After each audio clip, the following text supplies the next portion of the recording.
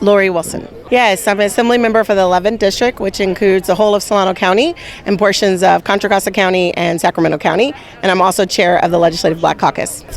Yeah, so California was founded as a free state. However, slavery has existed in the form of involuntary servitude.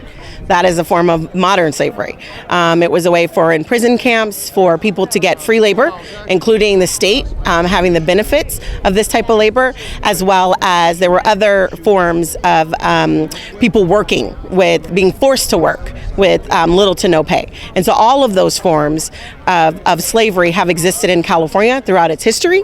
And so this act is about abolishing all forms of slavery, no matter what it looks like. So my thoughts on, I have been following the task force work, and we have two members of the Black Caucus on that, Assembly Member Reggie Jones Sawyer, as well as Senator Steve Bradford, and they regularly give updates outside of we all, have started to read the full study that had the draft come out, and we have the final coming out in June with the full recommendations. And so I think that the work they're doing is very positive and good, and I've been happy with the discussions that they've been having, not only amongst themselves, but with members of the community. And I look forward to being able to see what recommendations come out and how we can then push that through legislatively and through our budget priorities. So I support that work, and I understand there has been this great discussion on whether they're descendants of chattel slavery or are they, all members of the Black community, no matter where they are, the full diaspora. And I'm saying the name wrong, but I know as I'm talking, how you start talking fast. But here's the deal.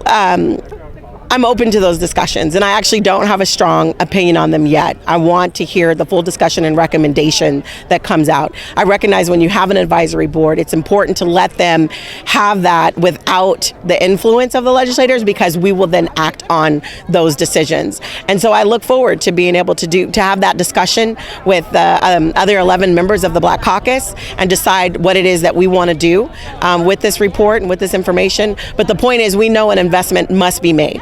There's been a legacy of, as we talk about slavery, the impacts of slavery and voluntary servitude on the Black communities, but just a slavery history of discrimination that has directly impacted the economy, the personal economy of Black Californians. And like I said in my press release, or not press release, but the early part of the press conference, is that part of my job as chair of the California Legislative Black Caucus is to protect the interest of Black Californians. That is part of what I'm called to do. And so I will make sure to do that through this reparations discussion and ensure that we have legislative and budget priorities that align with the work of the task force, as well as what we're hearing from our community members.